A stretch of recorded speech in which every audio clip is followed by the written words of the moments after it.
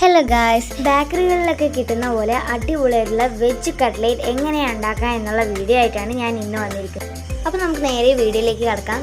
അതിനായി ഒരു പാനിലേക്ക് കുറച്ച് എണ്ണ ഒഴിച്ച് ചൂടായതിന് ശേഷം ഇഞ്ചി ചെറുതാക്കി അരിഞ്ഞത് ഇട്ട് കൊടുത്തതിന് ശേഷം കുറച്ച് പച്ചമുളകും ചെറുതാക്കി അരിഞ്ഞതും സവോള ചെറുതാക്കി അരിഞ്ഞതും ഇട്ട് കൊടുത്ത് നന്നായിട്ട് തന്നെ ഇളക്കി കൊടുക്കണം.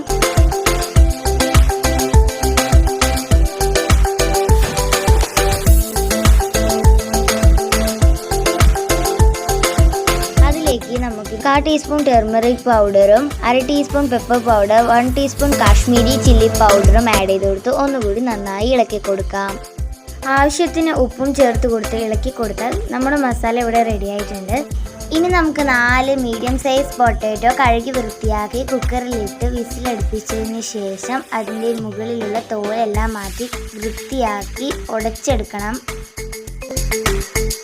ഇനി നമുക്ക് ഈ ഒരു മസാല ആ ഒരു ഉരുളക്കിഴങ്ങിലോട്ടേക്ക് ഇട്ട് നന്നായിട്ട് ഇളക്കി കൊടുക്കണം.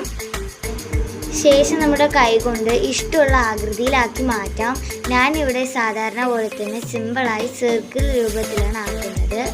ആദ്യം ബൗളാക്കിയതിന് ശേഷം പിന്നെ അതൊരു സർക്കിൾ ആക്കുകയാണ് ചെയ്യുന്നത്. അതിനുശേഷം എഗ് ബീറ്റിൽ നന്നായിട്ട് തന്നെ ഇതൊന്ന് ഡീപ്പ് ചെയ്തെടുത്ത് ബ്രെഡ് ക്രംസിൽ നന്നായി കോട്ട് ചെയ്തെടുക്കണം. ഇതുപോലെ എല്ലാം ചെയ്തെടുക്കാം. അപ്പം നമ്മളിത് എല്ലാതും ഇതുപോലെ ആക്കി എടുത്തിട്ടുണ്ട്. ഇനി നമുക്കിത് നന്നായിട്ടൊന്ന് ഫ്രൈ ചെയ്തെടുക്കണം. അതിനായി നമ്മളൊരു ഫ്രൈ പാൻ വെച്ച് അതിലേക്ക് ഓയിൽ ഒഴിച്ചു കൊടുത്തതിന് ശേഷം ഇത് ഓരോന്നായി ഇട്ട് ഫ്രൈ ചെയ്തെടുക്കാം. അപ്പോൾ ഗൈസ്, നമ്മുടെ വെജിറ്റബിൾ കട്ട്ലേറ്റ് ഇവിടെ റെഡി ആയിട്ടുണ്ട്.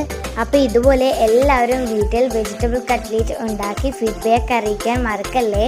അപ്പോൾ ഇനി അടുത്ത പുതിയ വീഡിയോസായി വരുന്നത് വരേക്കും എല്ലാവർക്കും ബൈ. Thanks for watching.